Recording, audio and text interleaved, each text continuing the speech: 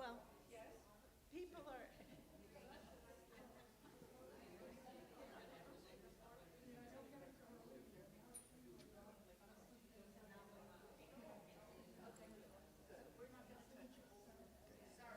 people will wander in Watch this out, my way. water's right there. I know. Okay. I've got eyes and back.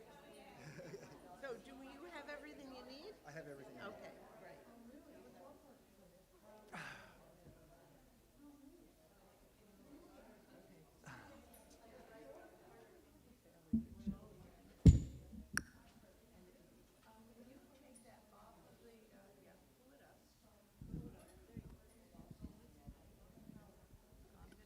Corral them. We're getting close. We're very good. Boy, did you come on time. Congratulations. We're not quite, we're going to give ourselves chat for about another 2 minutes, then we'll start.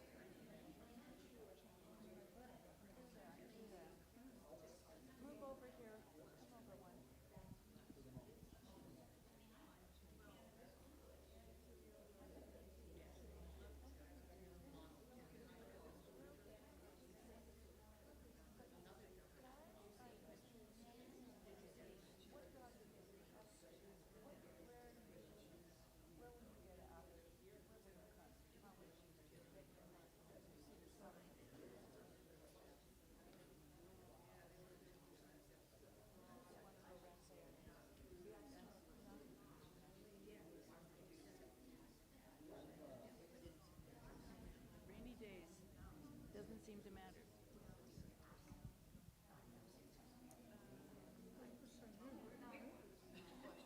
They're brand new. They are so can start. Well, I need a piece of paper. What do you need? Well, I just won't use it. Okay, welcome. Welcome to the first of two Wednesdays at the Temple, brought to you by the Community of Engagement.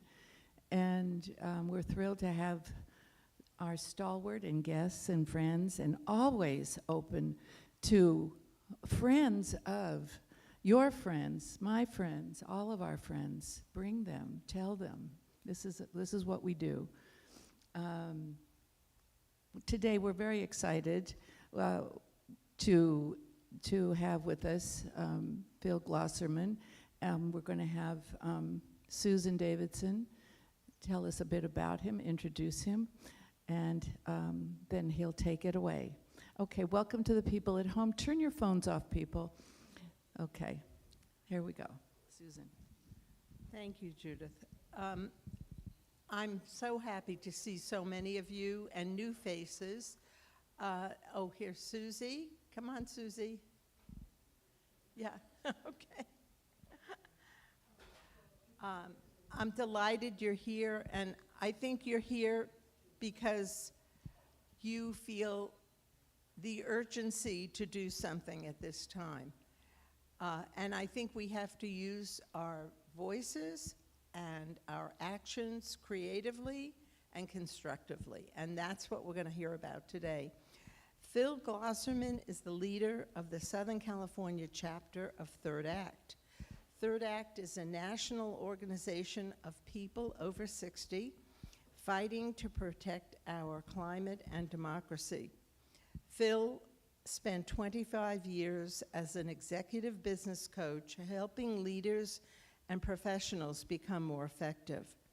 Out of a growing concern for the future of his children and the younger generations, in the face of climate change and ongoing threats to our democracy, Phil became a climate activist. Phil now leads a chapter of over 500 elders taking political and grassroots action to protect our children and grandchildren's future. So he's going to tell us about Third Act, which is a organization that was started by Bill McKibben, and I don't know if you all remember that Bill was very involved, and still is, in the whole idea of climate change, and we'll talk about that. So without any further ado, I'm turning it over to Phil. Thanks, Susan.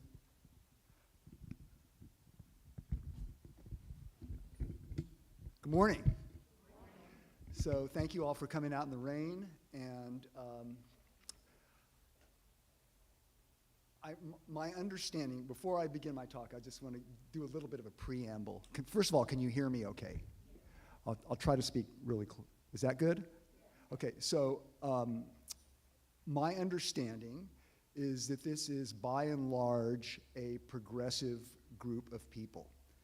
And I just say right up front that I'm a progressive, a liberal, a Democrat. I'm a climate activist. So I'm on kind of the left side of things. Climate is an issue that affects everybody. It affects conservatives, liberals, Democrats, Republicans, children, adults, elders. It's affecting everybody. So I'm going to be speaking from a viewpoint of a climate activist and advocate. And I will be peppering my talk with some, I'll talk about Trump and his administration just a little bit, but I'm going to be coming from a liberal point of view, so if any of you are on another side of the spectrum, I just want to let you know that, and that I want to be very respectful and just say that up front. I also want to say that for many of us, this is a really hair on fire moment in our country. We're seeing a lot of institutions being gutted. We're seeing norms being trampled that we haven't seen before, and it's a very upsetting time. And there are so many issues popping up. I mean, every day you read the newspaper, there's something new, some new thing to get outraged about. And right now, I think a lot of the focus right now is on DOGE and all the job cutting and the institution gutting and some of the stuff that the administration is doing. And I'm not going to talk too much about that today because my focus is climate, and climate is ongoing. No matter what is happening in Washington right now, the clock is ticking on our climate, and that issue is not going away just because of what's happening in Washington right now. So I'm going to focus mainly on climate. I know there are a million issues that people are concerned about right now. So that's my preamble.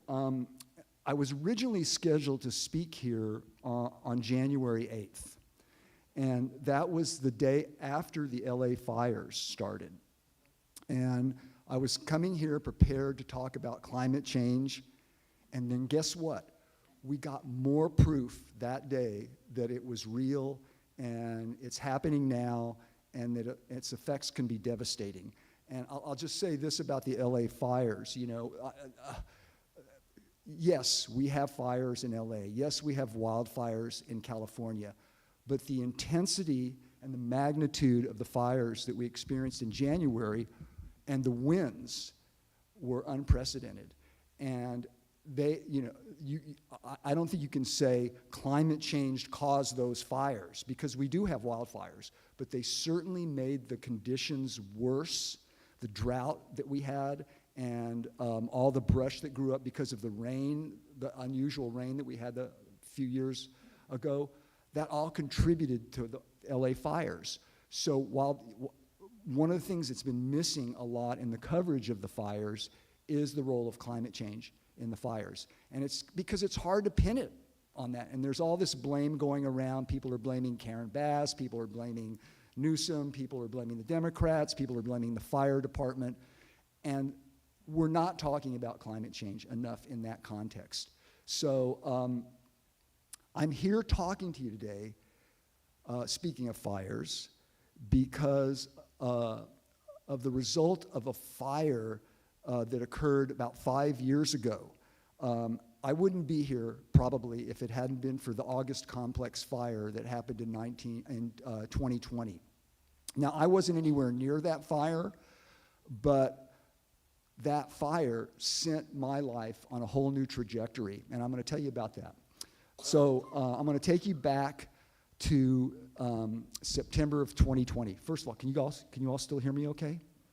September of 2020, my wife and I were planning a road trip to visit my daughter Julia, who at the time was living in Humboldt, California, up near the Oregon border.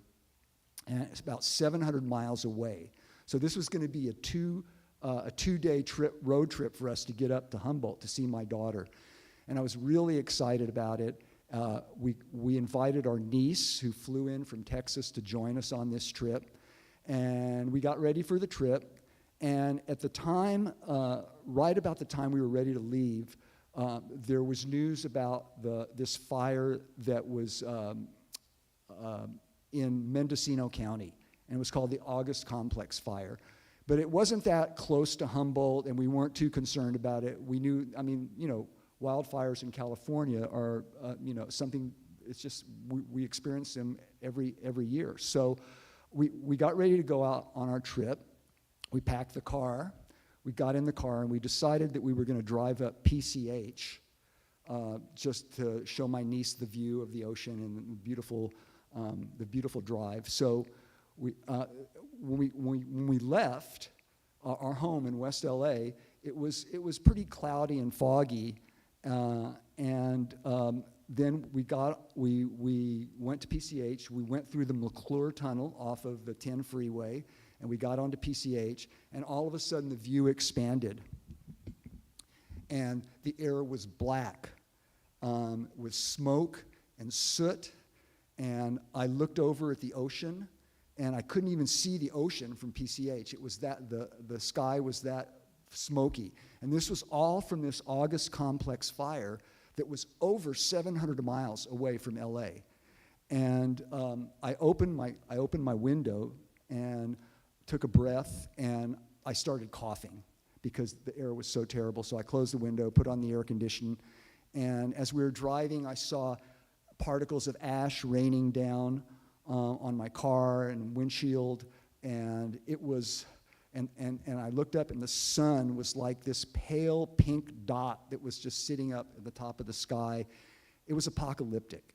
And for those of you who have, you know, were close to or experienced anything in the LA fires recently, you know what I'm talking about. It's scary and it's apocalyptic. And I was flabbergasted.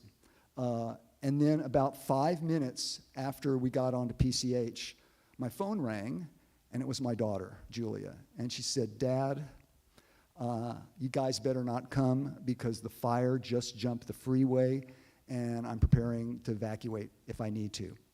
So we scrapped the trip, but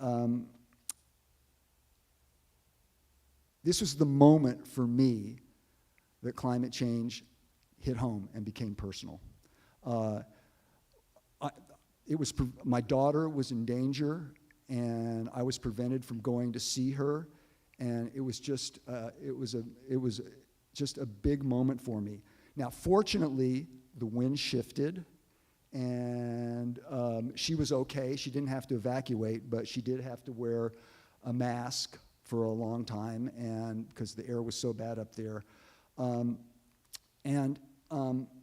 Ironically, this fire set me on a whole new path in my life and took me from being hopeless to hopeful, and took me from feeling powerless to becoming the leader of this climate group that I'm going to tell you about in a bit. So let me explain. How did I become hopeful and after this horrible fire? Well, let me take you back before this incident. It was about 25 years earlier. When Julia was 2, I started learning about climate change. I saw Al Gore on TV, and he was talking about his new book that had just come out. It was called Earth in the Balance, and I decided I wanted to read his book. So I bought the book, and I started reading it, and he predicted, this was back in 1993, he predicted all the changes that we're seeing now in our climate. And it was terrifying, and it was depressing, especially to me as a parent of 2 young kids. My kids were like 1 and 3 at the time. And the other thing that was terrifying to me is that Al Gore had sounded the alarm, and nobody seemed to be paying attention. Nobody seemed to care. Everybody was going about their business, and we were gas guzzling, and big oil was as big as ever. Nobody seemed to care. So as I read Al Gore's predictions for the future, I imagined the kind of world that my kids might be growing up in 20 or 30 years hence from that date. And I really began to fear for their future. Now, at that time, my wife and I were busy professionals, and we worked, and then we came home and took care of our kids. All I wanted to do was go to work, come home, be with my new family, and just be joyous about having my kids in my life. And you know how that is. If you're parents or grandparents, you just love that time, and it's so precious. And thinking about climate change was too much cognitive dissonance for me. It was too hard to think about, because I just love these kids and I wanted them to have a beautiful future and all that, and climate change was threatening all that as far as I was concerned. So I didn't want to think about it. I didn't want to hear about it. And what I did, and I kind of did this unconsciously, I blocked it out. I blocked it out so I didn't have to think about it. And so, for example, when there were stories in the news about climate change, I'd change the channel, or I wouldn't read the news items. The whole thing, this whole idea of climate change made me feel hopeless. And in a way, and it made me feel powerless, because this was so big and nobody was paying attention, and I didn't know what I could do about it. So it just made me feel hopeless and powerless. So I'm a little bit ashamed to say this, but I'll admit to you guys that I just basically tuned it out for a couple of decades. However, I really, really cared about it. And even though I was tuning it out, there was part of me that really cared about it. As much as I tried, I could not shut it out. Everything Gore had predicted in his book has been unfolding before our eyes. And I'm a big nature lover. I love to be out in the mountains, in the forests. I'm a hiker and a trail runner. So every week I go out in the mountains and I run somewhere in the hills. And this is my happy place. And over the past 5 years, some of my favorite hangouts in Santa Monica Mountains and Sequoia National Forest and Angeles National Forest have been destroyed by wildfires, and I can't even go there anymore. So all this time, as much as I tried to avoid the issue, climate change was tugging at my heartstrings. And so coming back to this trip that I took to visit my daughter,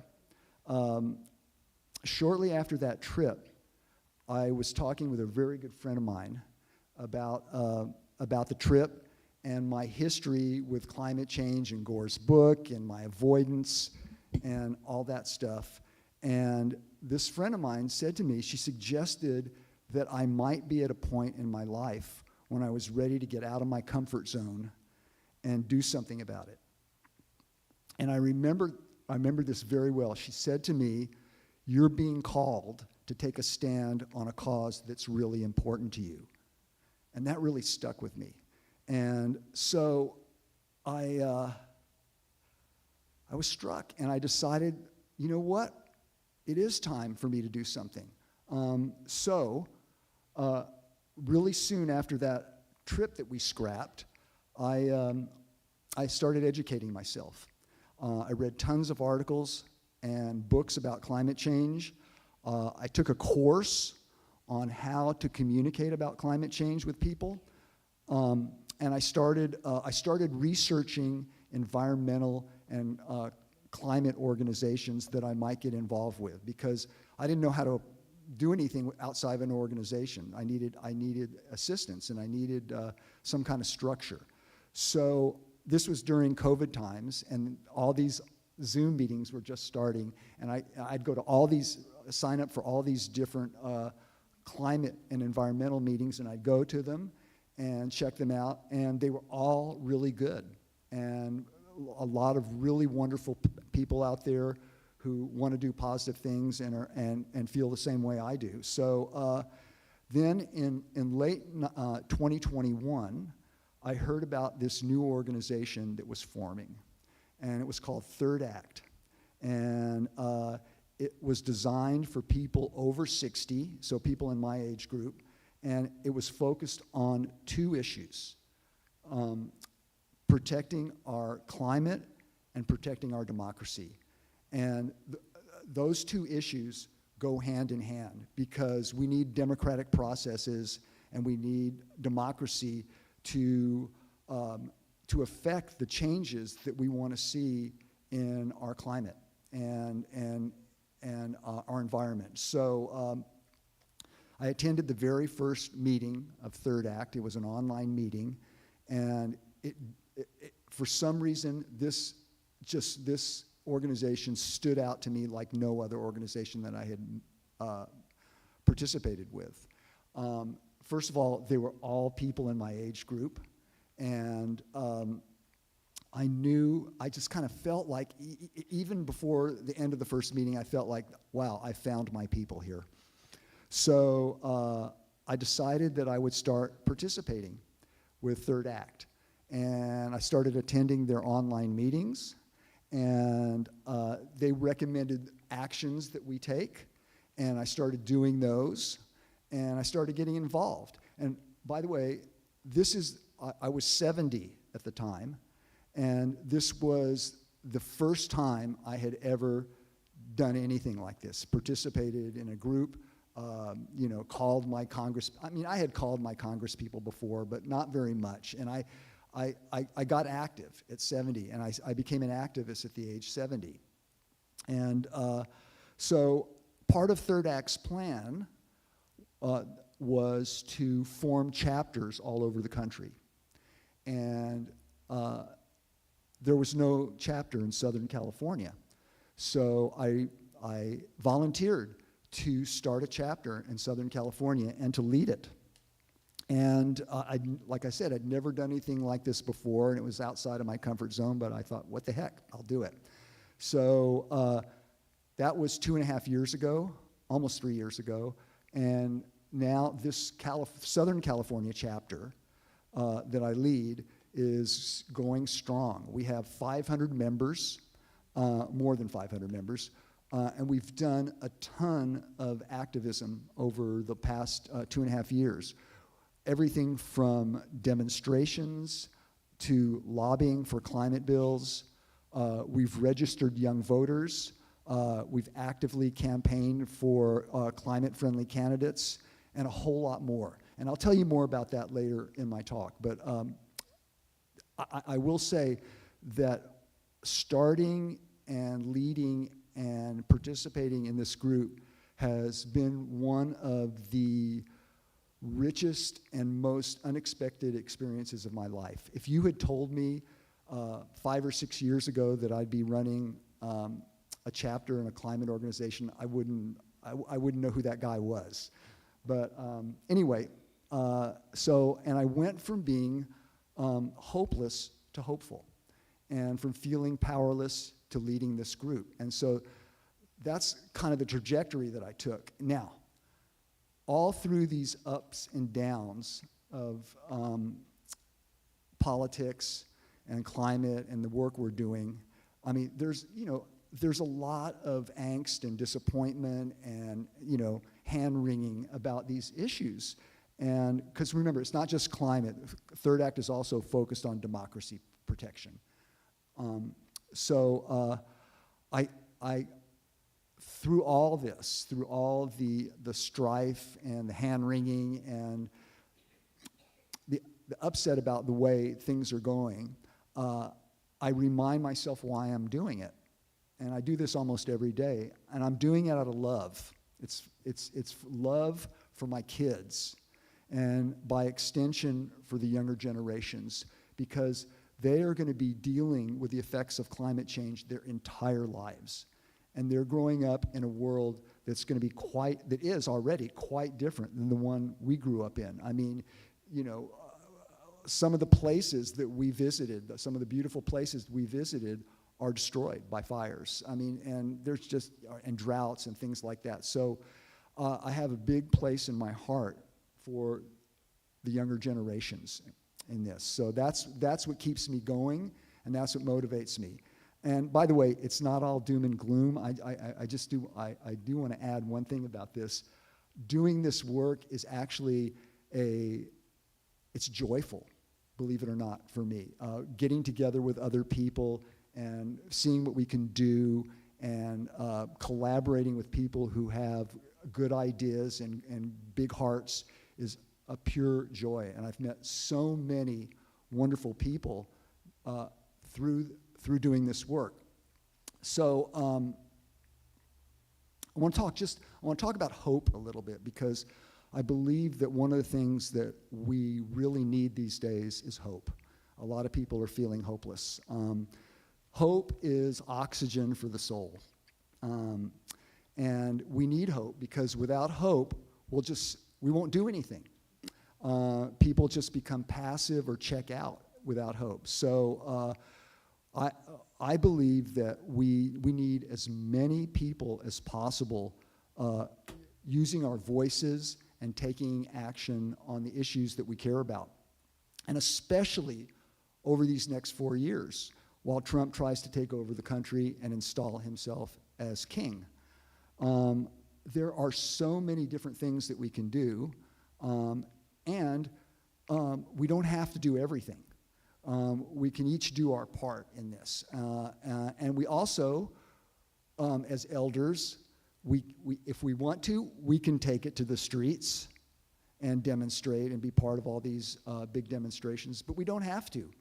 There are all kinds of things that we can do. And like a lot of the population that I work with are people who maybe aren't able to get out or aren't mobile. And so there are all these other things that we can do, and I call it armchair activism.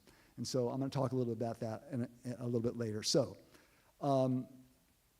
that's my story of how I got involved. And today I want to talk about a few things. One, I want to talk about the role of elders in the climate and democracy crisis. And I want to talk about my organization, Third Act, and how it's addressing these issues. And I'm going to talk a little bit about how do we keep hope alive in times like these that for many people things seem hopeless or at least pessimistic.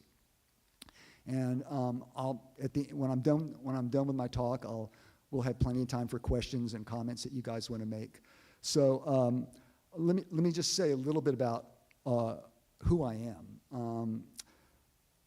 My background, first of all, I'm from San Antonio, Texas originally, And I moved to Los Angeles back in 1975 to become a professional musician. And I'm a drummer. I still am a drummer. I was a professional drummer for about 10 years. And then I moved on and went to work in the software industry for a while. I did that for about 15 years. And then, as Susan was saying earlier, I became a professional business and executive coach. And what that means is I worked with business owners and leaders and CEOs to help them become more effective and achieve their goals, be better leaders and managers of their people, and deal with all their issues. So I still do that. I'm semi-retired, but I still have a few clients, and I do that. And I learned from that experience, I learned so many things that have been valuable to me in running this climate organization, because it's a leadership job. And I learned a lot by coaching these leaders and working with them. So I've been married to my wife, Paula, for, well, actually today is the 40th anniversary of the day we met. And we've been married for 39 years. We have two kids, Zach and Julia. Zach is 36 and Julia is 33 now. And as I said, I'm the chapter leader of Third Act SoCal. And Third Act is a national organization, and it's been around for, it's been around now for 3.5 years. And there are over 100,000 members now nationwide, and there are 40 chapters all over the country. So that's a little bit about me and my background.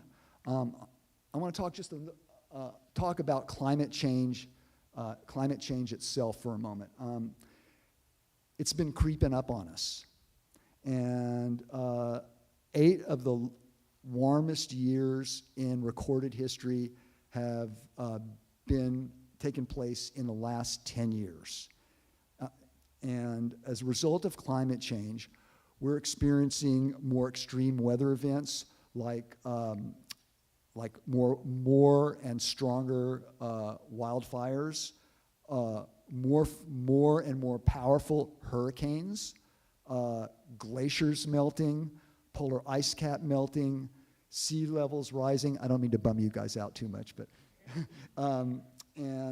some places are becoming unlivable. I mean, I know we've heard about the heat waves in places like Phoenix, where it becomes like it's 114 degrees or over 110 degrees 20 days in a row. Everything that Al Gore talked about is happening, and it's scary and it's daunting. So what's the main culprit here is the burning of fossil fuels. And I'll talk about that in a minute, but people see and they experience what's going on with our climate. But it hasn't, in my experience, it hasn't registered yet as a top issue for most people. It's a little bit under the radar. People are more concerned with their daily issues, economic issues, the price of food, eggs, inflation, and things like that. And while this climate thing just keeps coming closer and closer and getting worse and worse, but it's not on people's mind as a foremost issue right now. Donald Trump and his minions are a danger to the climate. He says climate change is a hoax, and he wants to remove environmental protections, and he says he wants to drill, baby, drill. So we need a larger movement to create more awareness, citizen activism, and to resist these changes that this new administration is trying to impose on us. And seniors, elders, can be a vital part of this movement, and are already a vital part of this movement, and can become even more so. The world needs us. The world needs our activism and our wisdom, and we need my opinion is we need to do more on this for the sake of our kids and our grandchildren and the future generations. Now, as I said a minute ago, the biggest culprit in this is fossil fuels and the use of fossil fuels. The fossil fuel industry is super powerful. I'm sure you guys read that Donald Trump had a big powwow in Mar-a-Lago before the elections, and he invited a bunch of fossil fuel executives, and he told them if they gave him $1 billion in his campaign, he would clear the way for more and more use of their products. And they did. They ponied up, and now he's trying to do it. Now, the fossil fuel industry wants us to continue to use their products, even though we're at a tipping point right now where renewable energy, like solar and wind energy, renewable energy is becoming not just the way of the future, but it's the way of the present right now. And I'm not giving a lot of statistics in my talk, but this is a point where I think it's important to put this in perspective. So I want to give you guys a few statistics about renewable energy. The cost to install solar has dropped 40% over the past decade. And it's led the solar industry to expand into new markets and deploy thousands of systems nationwide. Solar energy has seen massive growth since the year 2000. We now have enough solar capacity installed in the United States to power over 37 million homes by solar energy. And in the last, this is an interesting and powerful statistic to me. In the last decade, solar deployments have experienced an average annual growth rate of 26%. That's huge. That's a huge increase. As of 2023, nearly 280,000 Americans work in the solar industry at more than 10,000 companies in every single state in the nation. And in 2023, the solar industry generated over $60 billion of private investment in the American economy. So, what does this tell us? Despite everything that Trump says about drill baby drill, and that climate change is a hoax, and that renewable energy, he wants to get rid of that, despite the fact that he talks about that, renewable energy is already deeply embedded in our economy, in our infrastructure. It's cheap, it's becoming more plentiful every day, and there's no stopping it, despite what Trump says. So there's a lot of positive developments that we can be optimistic about. Now, all that said, climate change is the defining issue of our time. It affects every single person on this planet, and it's big, it's scary, it's complicated, and like I said before, our kids and grandkids are going to be dealing with it their entire lives. So, as you guys probably know, a lot of young people are experiencing angst and stress and anger about this. We have these new psychological terms, maybe you've heard of them, eco-anxiety and climate grief. And I think they actually are a lot of people in the psychology profession are having to deal with a lot of young people who are experiencing a lot of angst and about the climate, angst and anxiety. So, as I said before, it's not a priority issue for most people right now. People aren't talking about it. I want to say one more thing I forgot to say about young people, and this is important. A lot of them are opting not to have children because they're afraid of the world that their children will be brought into. So we're not talking about climate change enough, and that's part of the reason I'm here today, is to talk about it. And one of the most important things that every one of us can do this, is to talk about climate change. It's not easy. It's not a, it's a difficult, thorny issue, and it's hard to talk about it, but we need to talk about it. There's a survey that is done every year by Yale University, and it's called Climate and the American Mind. And this survey, they survey a wide swath of Americans about their feelings and beliefs and thoughts about climate change. And there are a couple of interesting statistics that I think are really relevant for what I'm talking about here today.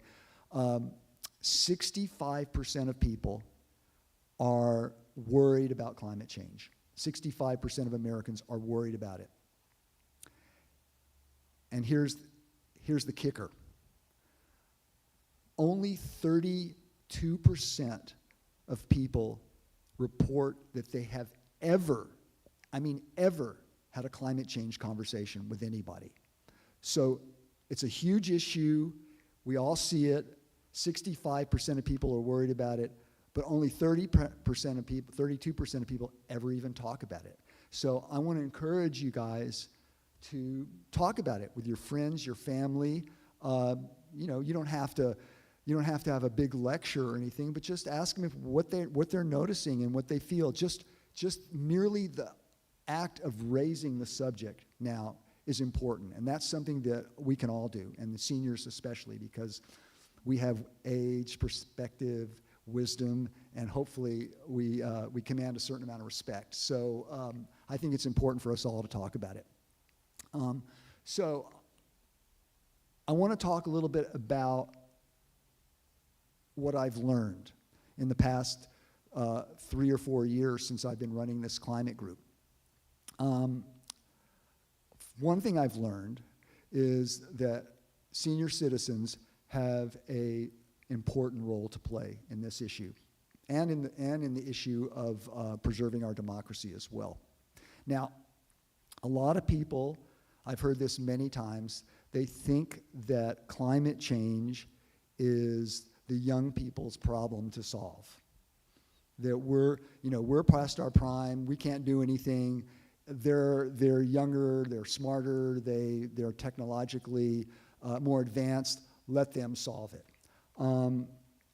So I don't believe that's true. I believe that we all have responsibility in this. And like our generation,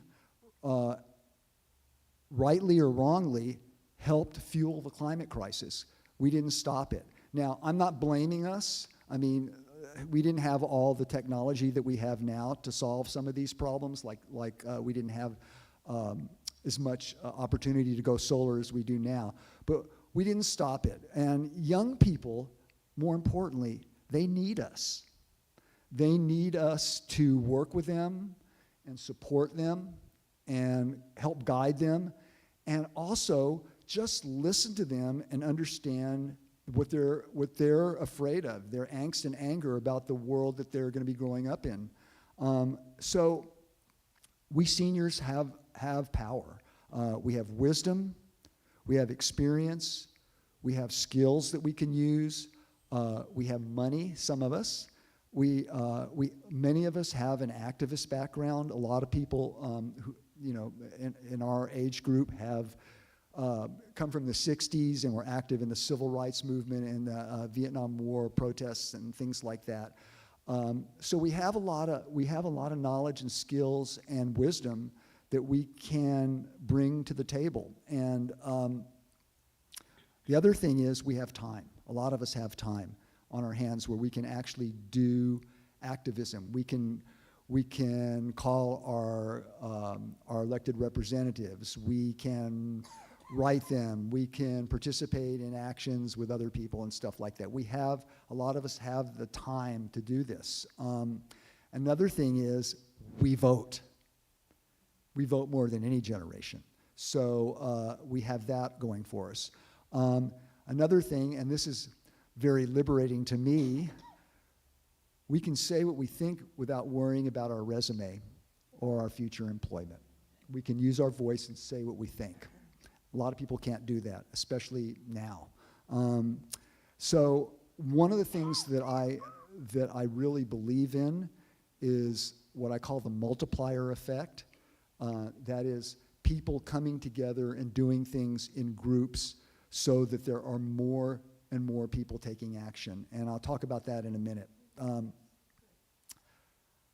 Well, I've got to mention Tikkun Olam, right? That's what this is about. It's about repairing the world and improving the world. And seniors especially, many of us want to contribute and leave a legacy and make a difference and in the time that we have left, and exercise compassion and care for the future of the younger generations. And that's what I think our responsibility is in this point, to do what we can to support the younger generations. And as I said before, we need hope. The world needs hope. If we don't have hope, people are just going to lie down and not do anything. And so I got to tell you, you know, I've wrestled with hope myself ever since I read Al Gore's book 30 years ago. And like I said, I went from being hopeless to hopeful. And I've learned a lot about hope in the process. And I've been thinking quite a bit about this over the last several months, and I've come up with 7 main lessons that I've learned about hope, and I just want to share 2 or 3 of them with you today. So one thing that I've learned is that hope is a choice. Hope is not a prediction. It's not like a bet. It's not saying, well, it looks like we can't fix the climate, so I'm just going to bail out and not do anything. Hope is a choice, and it's an attitude. It's not about betting that this or that is going to take place. It's about choosing to have an attitude that is constructive and helpful.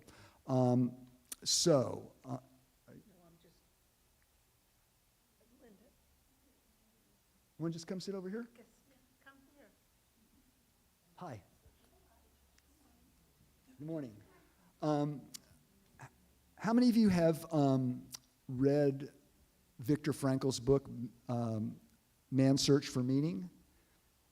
Right, a few of you. So I want to talk about that in a minute.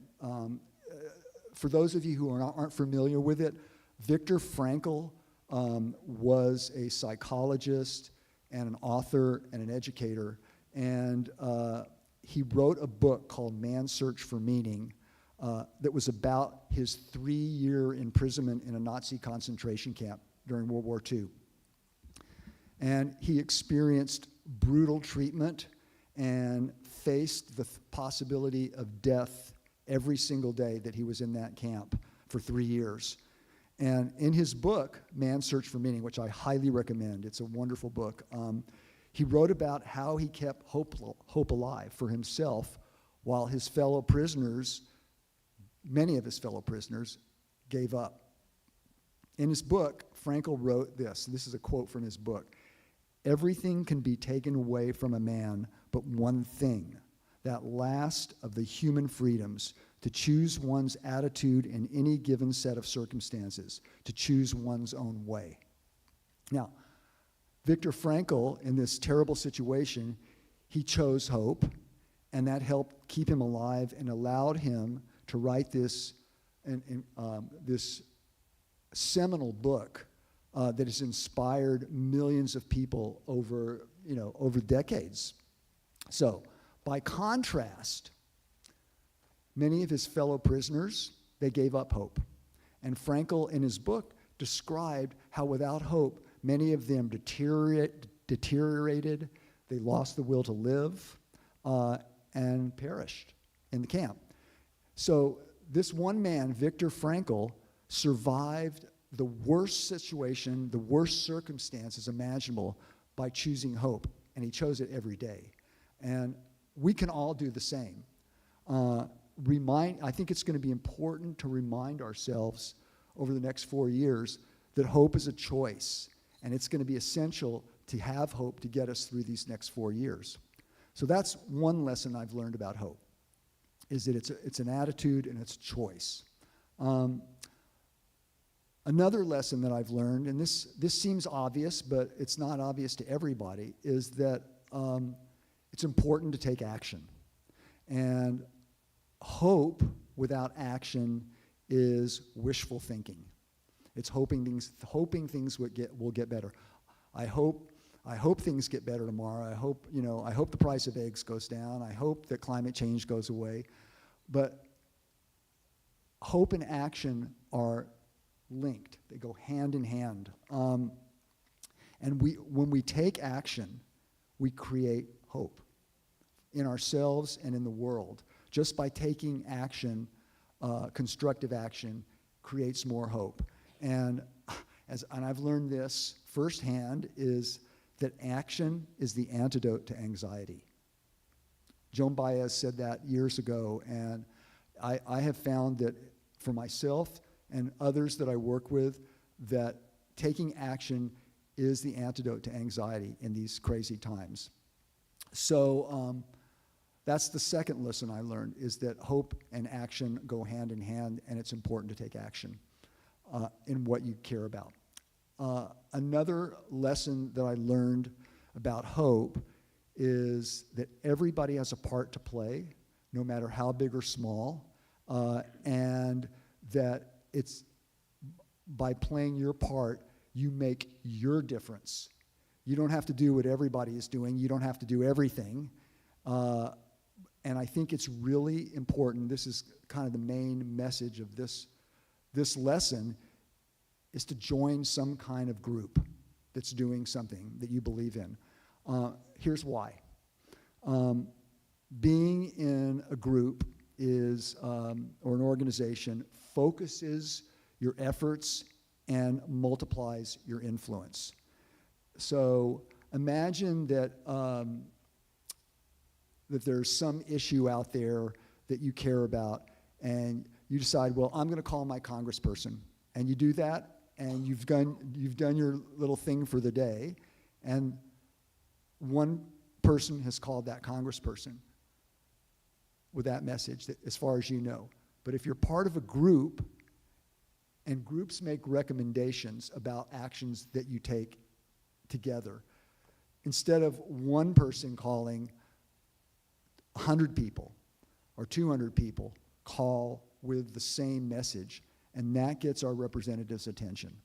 So I think groups are really important. You multiply your influence when you work with a group. By the way, speaking of groups, shameless plug, Third Act would be happy to have you as part of our group. So I'll talk about that later. Each of us is one person. We can't solve climate change by ourselves. We can only do what we can do, but when we're in a group, we're multiplying our influence, and the group helps keep you informed about what's going on. The group makes strategic decisions about what will and will not be practical. And there's another value of being in a group, is that it lifts your spirits when you're taking action with other people. So like all the fights that we've had for social and political change, it may take years or decades to get some of the changes that we want. And you guys, we know this because we've been through it in our lifetimes. Many of the greatest movements for change have lasted generations. I mean, think about the suffragettes, think about the civil rights movement. These things took generations to solve. And in the case of civil rights, the fight is still going on. So I believe that our hope and our vision must be bigger than just ourselves and our lifetimes, and stronger than our doubts and our fears. The world needs us to press on, no matter who's in power. Trump's in office now, but he's not forever, and he's not everything. One thing that I've noticed recently, and since Trump took office, is that people are really hungry for hope and to do positive work. More in my group, Third Act, more and more people are showing up for our meetings and signing up, and more people are taking part in civil actions around the country. I don't know if you guys were there or saw it, but there was this demonstration last weekend in front of SpaceX, Elon Musk's company in Torrance. And I was out of town, but my friends went to it and sent me pictures and told me that there were at least 1,000, maybe 2,000 people standing outside of SpaceX protesting all the devastation that Musk is bringing to people's lives and to our institutions. And that's a lot of people, you know. So this tells me that there is like a growing concern, and people are anxious to take action and be part of the solution. Yeah, do you have a question or a comment? I'm going to get to that in just a moment. Okay. What? Oh, really? Okay. Well, actually that's actually the perfect time, because I was just about to talk about Third Act and what we're doing. So if you could stick around for 3 or 4 minutes, I'll get to that. So let me just talk about Third Act, and then I'll tell you the kind of stuff we're doing and how you might get involved if you want to. So, as I said before, Third Act's a national organization, 100,000 members, 2 objectives: to work on protecting our climate and democracy. It was founded 3 years ago, as Susan said, by climate activist and author and journalist Bill McKibben, who was he's one of the most respected people in the climate community. We're all over 60. Some of us are experienced activists. Some people, it's their first rodeo.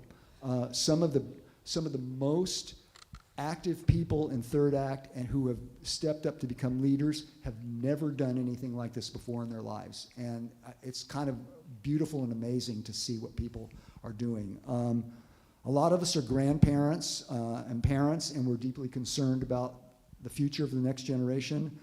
Third Act is extremely action-oriented, great people, like-minded, smart, and who want to make a difference in the time we have left.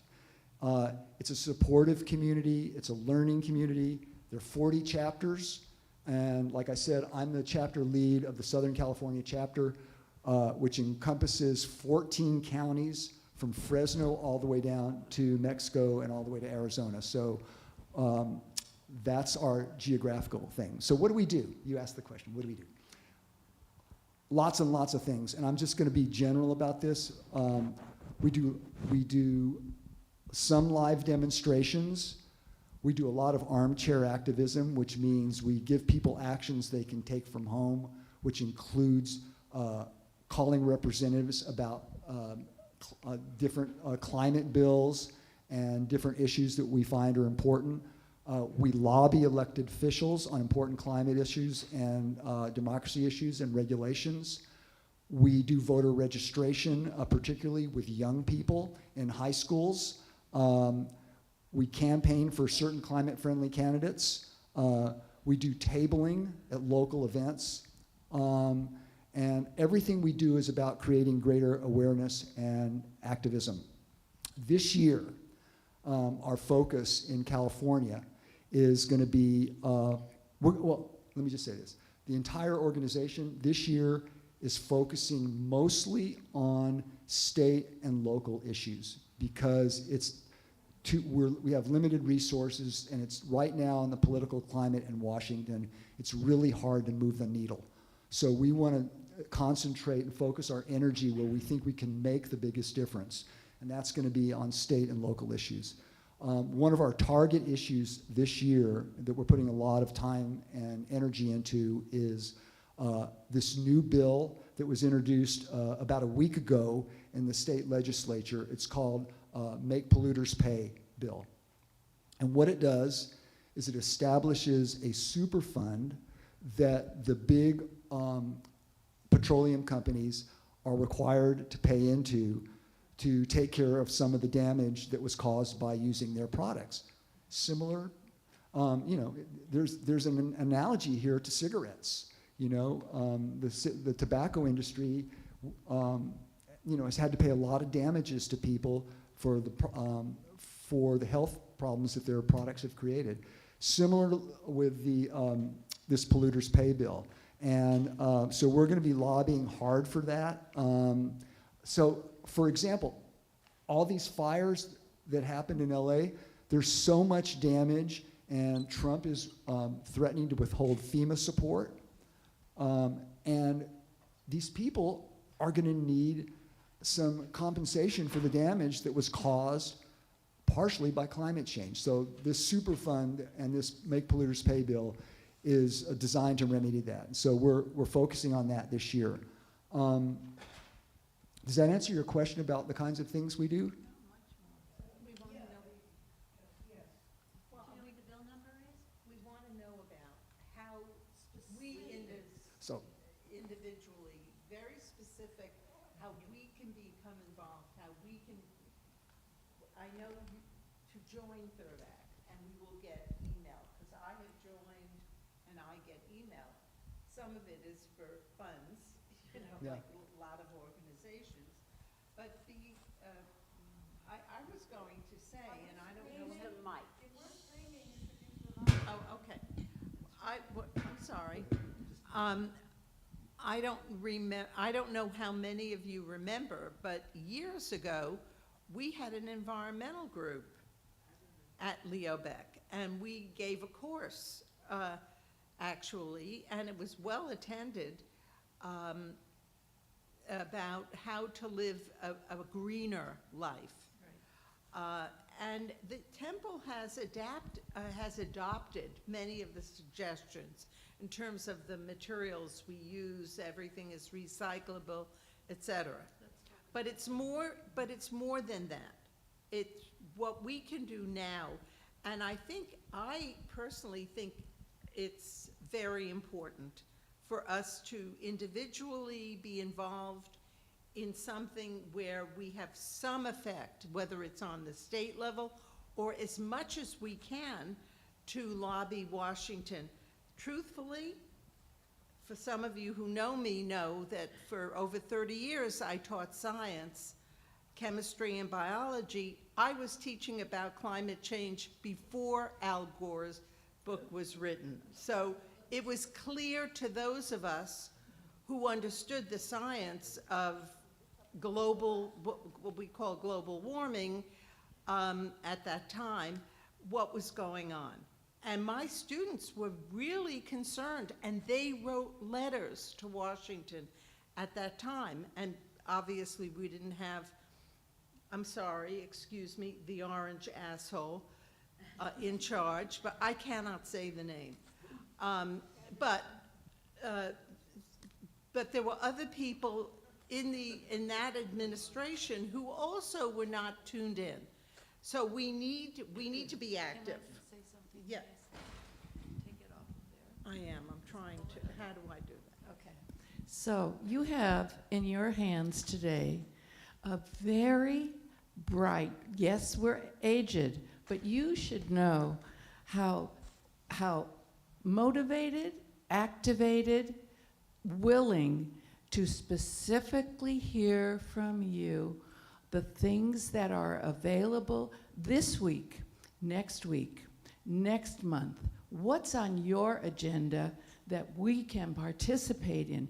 That's why we're here. And we really appreciate what you've given us so far. It's quite a wonderful motivational talk. And we're ready for the next stage. So one thing, first of all, I would say I would invite you all to join Third Act SoCal chapter. And yeah, I have these brochures here, and they have on them a little, okay. Yeah, let's pass those out, and then I'll explain them afterwards. So, let me back up 1 second. One specific thing you can do right now, if you're looking for specific actions, is call your state senator and state assembly person and ask them to to sign on as a sponsor, as a co-sponsor of the Polluters Pay Act. The Polluters Pay Act. I don't remember the bill number. It's actually two different bills. There's a Senate and an Assembly bill. They're both identical. One of them is 1243, but if you just say Polluters Pay, they'll know what you're talking about. Polluters Pay. And so call your state assembly person, call your state senator's office, and just say, I want the senator or the assembly person to become a co-sponsor of the Polluters Pay Act. And you don't have to give them a fancy speech or explain why or anything like that. They're just taking the pulse of what people want. So you don't have to be like super prepared or do a bunch of research. Although I invite you to do that, absolutely. That's one thing you can do right now. Could you tell us how we get the names of the state representatives in our district? Yeah, look them up online.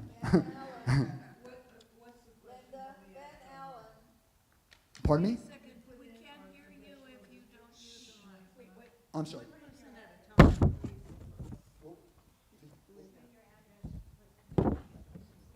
the question was, how do we get the names of our state representatives? And so you can, I think somebody mentioned Ben Allen. I don't know if he's everybody's state representatives, but you can look it up. You just Google it. You can find that information. I'm sorry. Hold Yeah. on, hold on. Thank you. If you just put in your address and put state assembly person, it'll tell you who it is. Yes. And by the way, so another plug for joining Third Act. If you join Third Act, you'll get an email every week with actions that you can take that will include stuff like the link to find your representative in order to send them, to contact them. So we try to make it very easy for people. We do all the research about the actions you can take, and then we tell our members, here's what you can do. And a lot of the stuff that we ask people to do takes less than 10 minutes. So, Here. Okay. yeah. Go, Susie. Thank you. Yes? Good. You're terrific, and you opened our horizons for us all and people watching. And thank you, Susan. I have a couple of suggestions. This is very handsome to look at. I would suggest that you bullet point. The verbiage is reads well, feels good, doesn't tell us much. I'm sorry, say that again? Doesn't tell us much. Too much reading. I would suggest you bullet point 10 succinct actions. The problem with that is it changes so fast that by the time we print it, everything Okay. is shifted. Okay, one more thing. I want to suggest. In a printed brochure, but on the internet, we can definitely do that. Okay, good. Yeah. In And the- we do that, and we do that. I get the emails every week. Mm-hmm. I wanted to say, if I can, whether you call or email your state or the national representatives, like for me, it's now we have a new senator, Adam Schiff.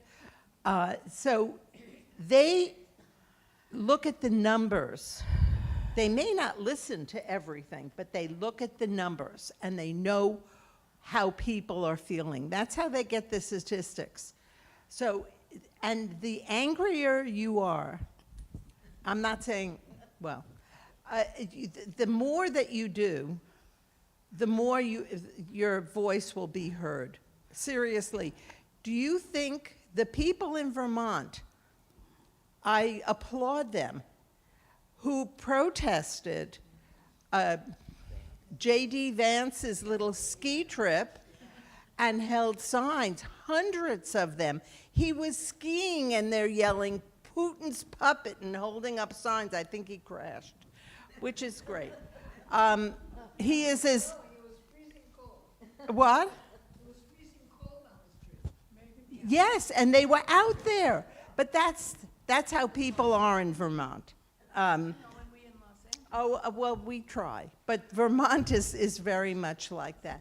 So I think I know that I'm feeling so angry and so upset about what's happening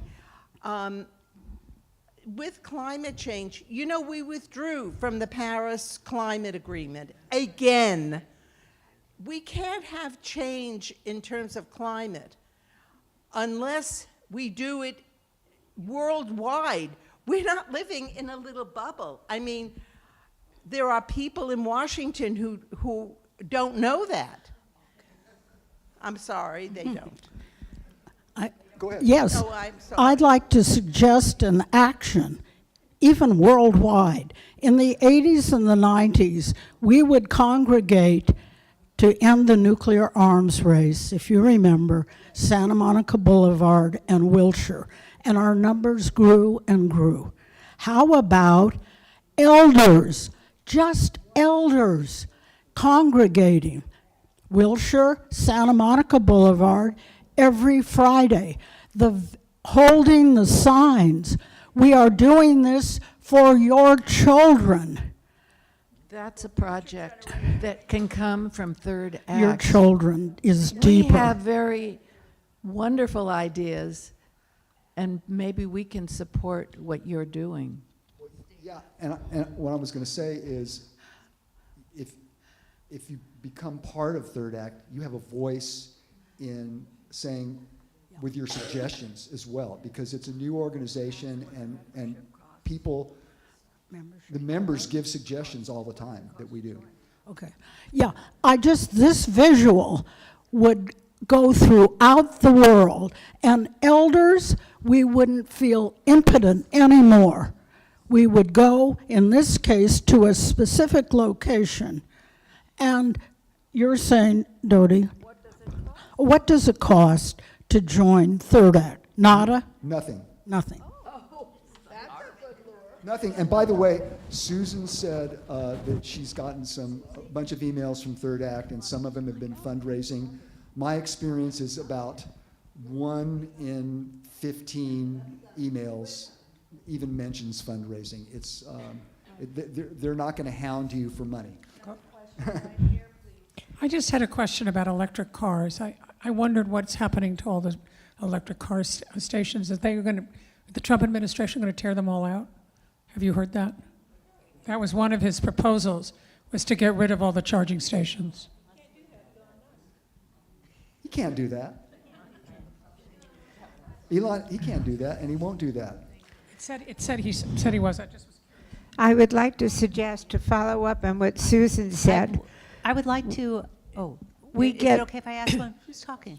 we get so many emails from so many organizations, and they go on and on and on. And my suggestion, to follow up with what Susan said, if you get a weekly email that just has bullet points that we can read quickly and go through it without having to spend 15, 20 minutes getting to the bottom line, that would be really helpful. That's what because we do. we are all inundated with requests for money, with requests for political action, with requests for whatever, and it's just overwhelming. And when I see something that's going to take me 10 or 15 minutes to read, half the time I'll delete it. I So, just I'm with you don't on have the that. patience. I'm with you on that, and what I wanted to say is, if you join Third Act SoCal, if you join our chapter, we send out a weekly email.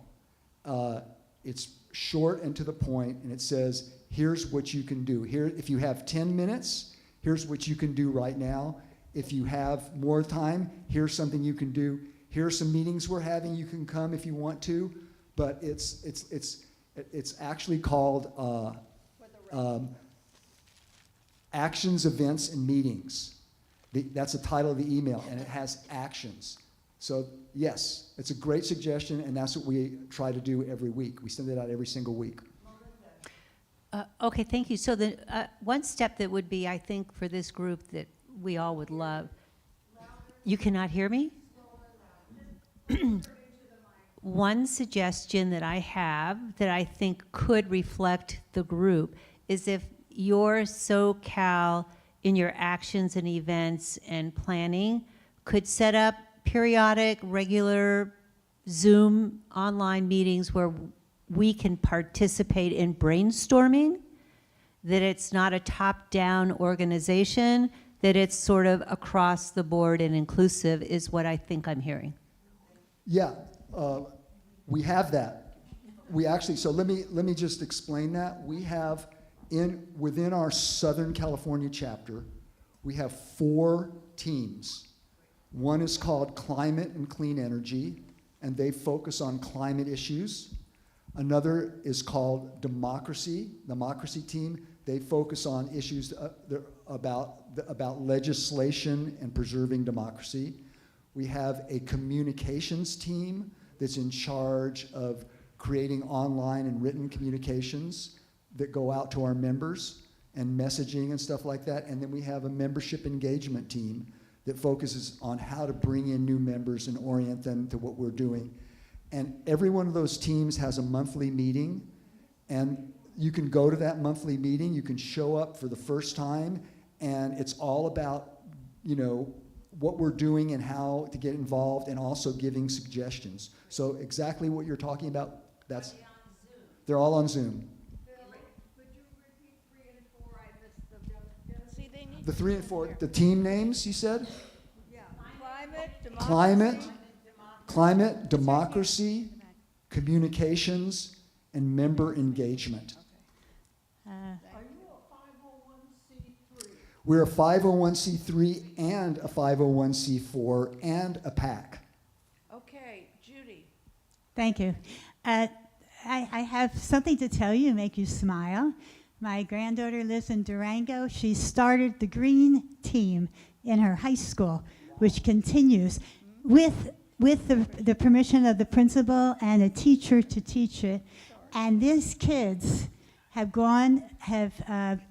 she was working with the one of the people in Durango who was in the Colorado legislature, and they passed the bill about climate and climate change. I think it was about fracking. Speaking of that, I want to say one more thing. I forgot to make one point. This polluters pay bill that I was talking about has, there's a similar bill passed in New York, and there's a similar one in Vermont. So, you know, these are coming up in different places in the country. So it's already passed in 2 states that I know of. Does anybody have any other questions? I would suggest you start a thing. No, you don't need that. Just pass a piece of paper for all of us who want to join. Yeah. So we could sign it up right now. You know what? I think it's better to do it online. Online? I would much prefer that you do it online, because Okay. we need you to actually opt in online in Okay. order to. So if you take a look at this brochure, there's a little piece of paper Yeah, on the front with a QR code yeah, and a URL. yeah. If you just go there and sign up, it'll take you all of 45 seconds. That's fine.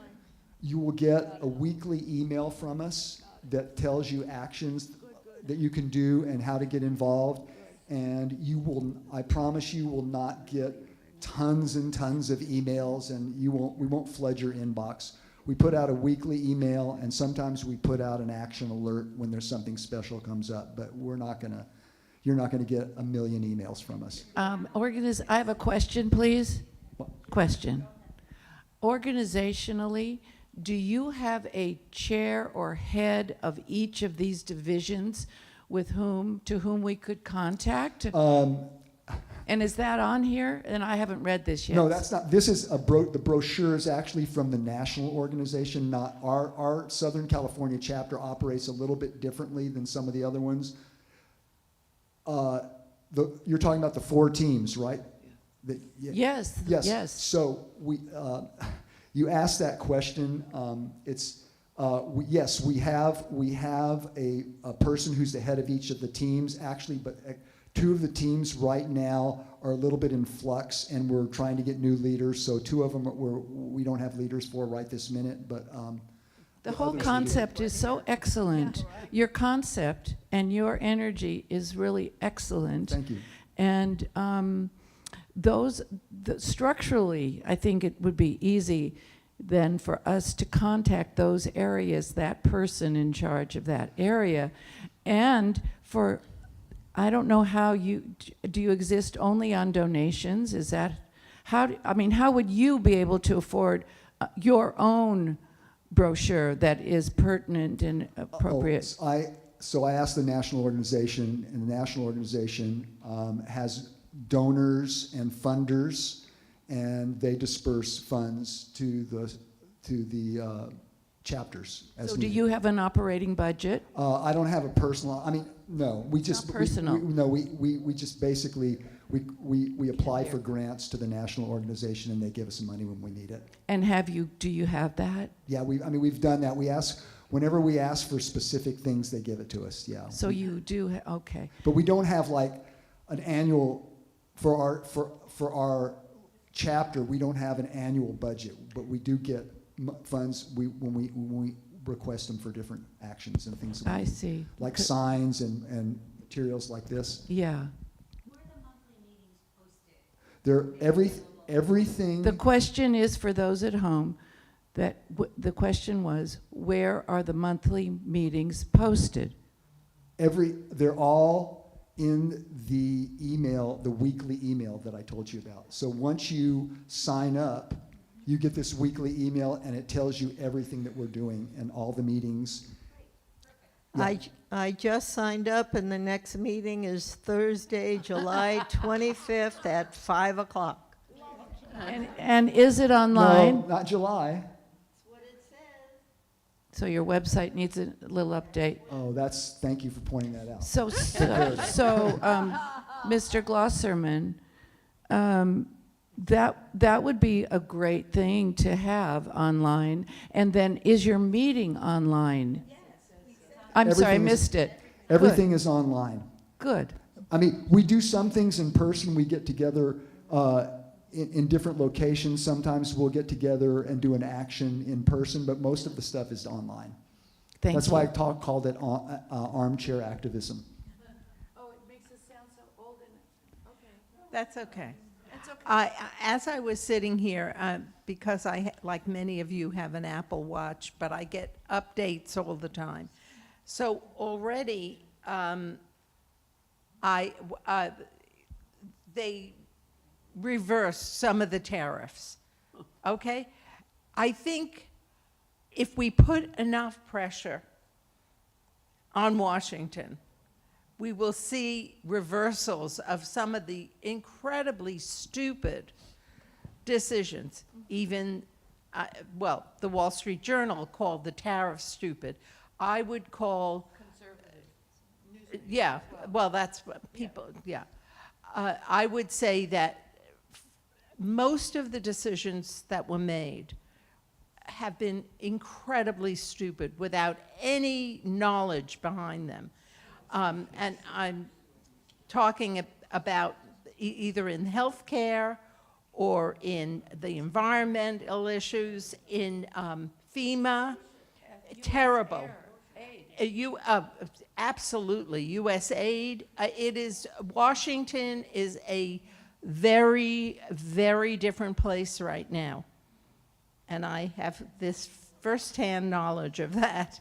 So I think the more pressure we put on both the state and federal people, our representatives, anybody we can contact, we might see reversals of some of the decisions.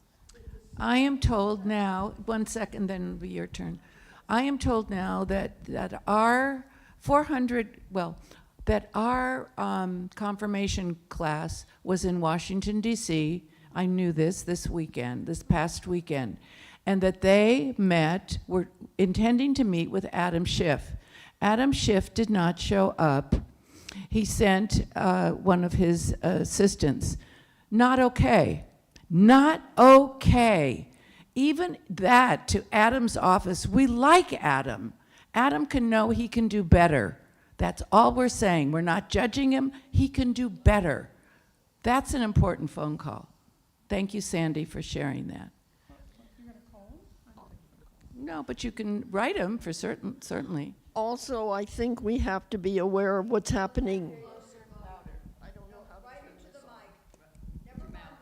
it's on. It's on. Okay, can you hear me now?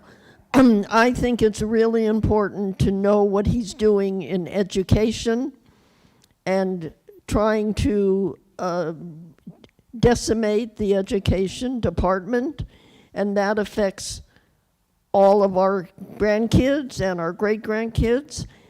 And I think the climate issue underlies everything, because without clean water, without clean air, nothing else matters. We'll all be dead.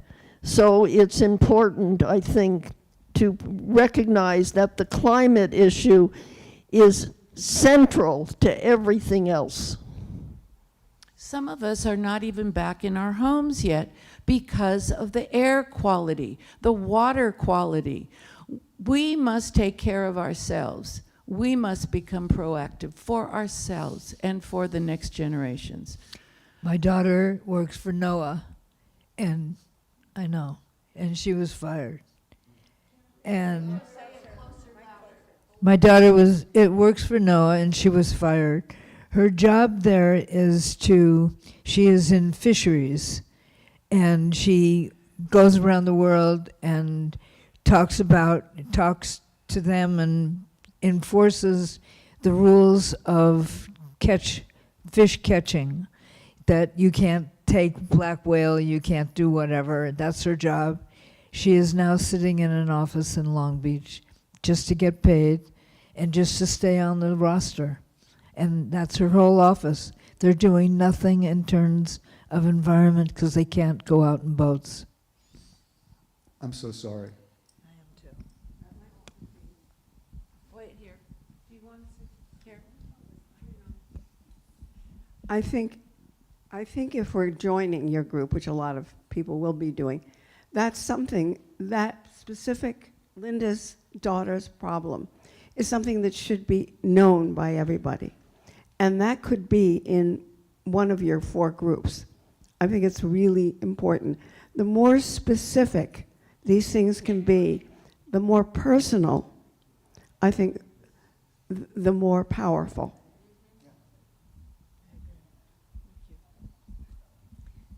Since you brought it up, I think I told this last time, can you hear me? That my son-in-law was fired. He was working for the Bureau of Land Management for Anasazi ruins, and he said he's trying to go and help the people and tell them don't give up, and it's really decimating. My granddaughter was admitted into the Peace Corps beginning this summer. It's canceled. USAID. Peace Corps. USAID, yeah. So, well, Phil, you have brought us and motivated us to have this very rich conversation, and I think we've given you I like your socks, charge to move forward, and I hope we've been helpful, and it's been this back and forth conversation that is motivating for both of us, all of us. Thank you very, very much. Thank you, guys. Thank you. Hey, is the recording still on? The light is So can I just say one more thing for the recording? Yes. If anybody is out there in virtual land watching this online, if you'd like to join Third Act SoCal, go to thirdact.org/SoCal/join. And let me say that one more time, thirdact.org/SoCal/join. And you can sign up there. Oh, that's wonderful. Just remember, there's strength in numbers, and that's how everything has been gotten done. All the things that we really want to get done, we can do if we join together. And that's why I think the environmental issue is the most existential issue in the country, and everything will follow. We have to show that we care, and we have a voice, and we do have a voice. Thank you so much for I want coming. to make one more suggestion. We also have a men's group here at Leo Beck Temple. Right. And there's no reason why a lot of the men who are elders would not pick up on this. I can think of the names. So I think either you should come back and present to them, because we can't do it for you until we're into it, and we're not into it yet. But I think you can pick them up as well, and you'll see there are a lot of people who care a lot. Yeah, thank you. I'm happy to come speak. As you can tell, I'm passionate about this issue, and I think one of the most important things that I can do is talk to people like you and get, if you're interested, get you involved. And, like what's already been said, there's a lot that we can do together. And it's important that we multiply our influence by coming together and working on these issues together. And we have a voice. Thank you so much. Thank you for coming, and thank you, everybody. Thank you. You know what?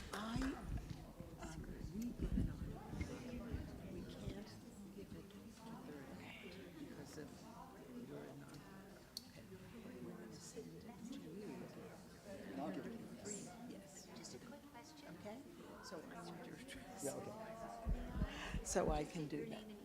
Yes, absolutely. Because I'm also going to bring this up with our COLT, Community Organizing. My name's Melinda. Melinda. This was so excellent. What? So excellent. Of course, we're all going to join. What? Of course, we're all going Yeah, to of join. course. And going to the women's retreat, we'll tell them about it. Everybody. I talked to Gary Stern, but I didn't remind him because, and I should have. It's my fault, but I didn't have his email. What? Is it still on? Can I want to talk to you, Helen? Yeah. Well, I had it right. I turned it on.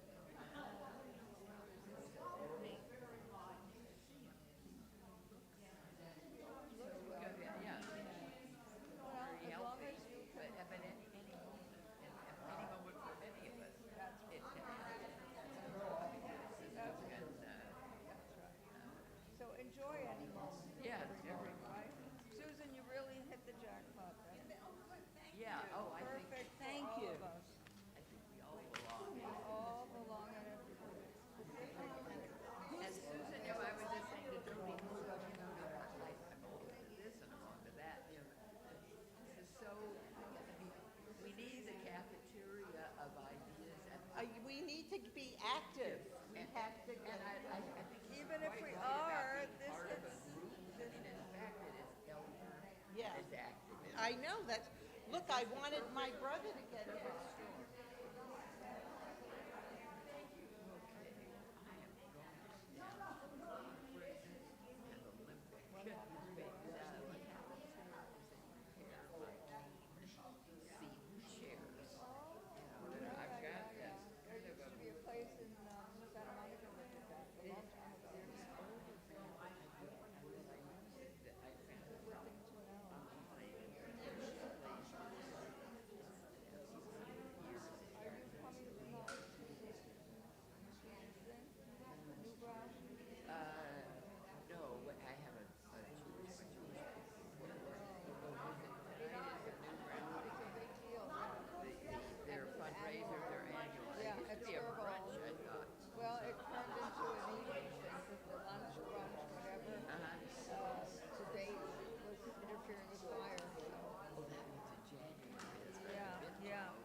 So it all, no, I just it all changed.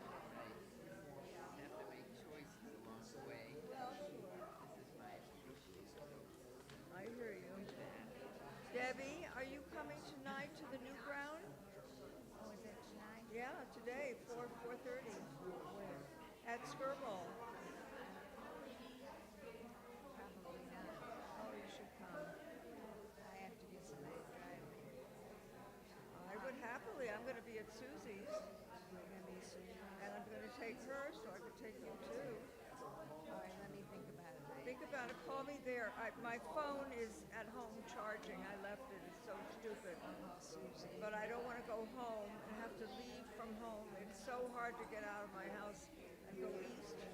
And I said to Susie, I'm just going to come to your house and hang out. I've got so much to read and do. She won't even see me for, coming. How long? Call her or yeah, I'll look it up. call her. Call her. Okay? Oh, your hands are cold.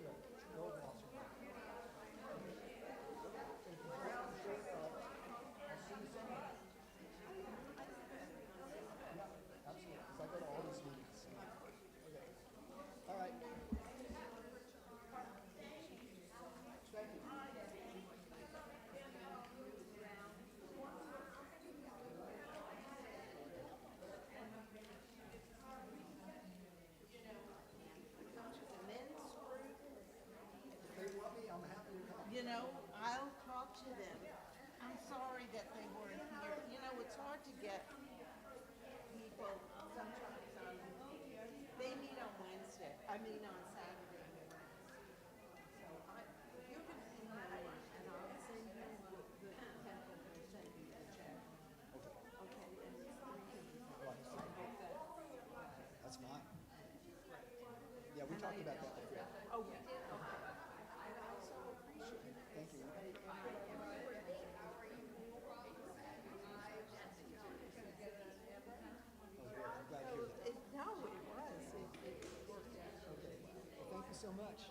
thank you.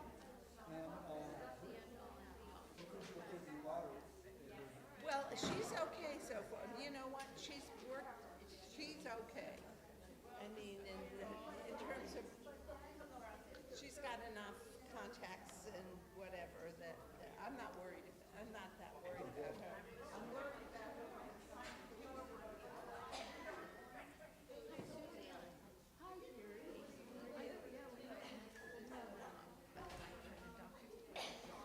Yeah.